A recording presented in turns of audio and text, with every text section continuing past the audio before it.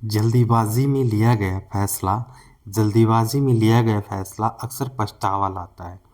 यदि हम कुछ भी डिसीजन लेने जाते हैं ना, तो उस पे हमको रुक थोड़ा सोच करके, समझ करके, एक विचार करके फिर डिसीजन लेना चाहिए।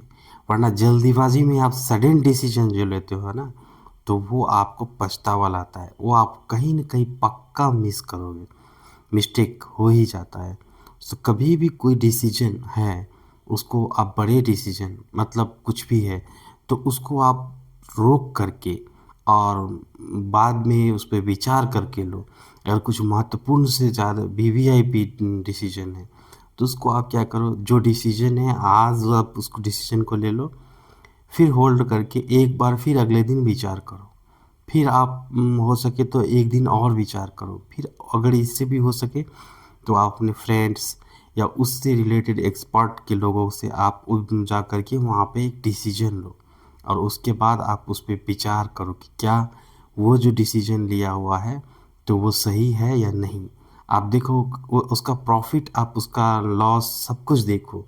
आप देखो कोई सिंपल चीज़ खरीदने जाते हो, तो जो 10 रुपए की चीज़ है, अगर दुकानदार उस पे, चलो सब्जी की ही बात करते हैं, 10 रुपए की चीज़ अगर सब्जी है, तो आप उस पे 12 रुपया कभी देना नहीं चाहते हो और नहीं देते हो, कभी कभी तो लड़ लेते हो।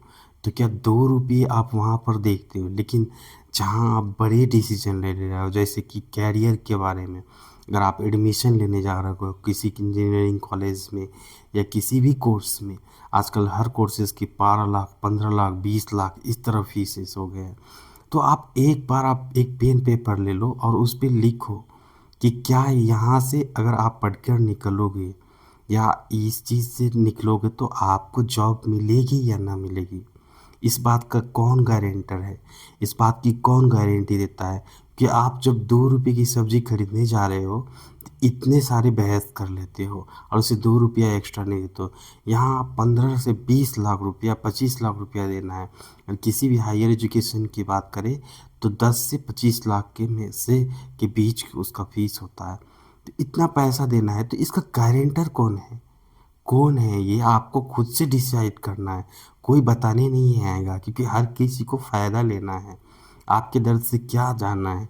तो आप देखो कि कौन गारंटी ले रहा है कि आप इस डिग्री को कंप्लीट करोगे तो आपको जॉब मिलेगा, क्योंकि हर साल 12 से 15 लाख लोग पास आउट होते हैं और मुश्किल से 12 से 15 हज़ार, आप सोचो, को लोगों को जॉब मिल पाता है। तो ये निर्णय आपको लेना पड़ेगा कि क्या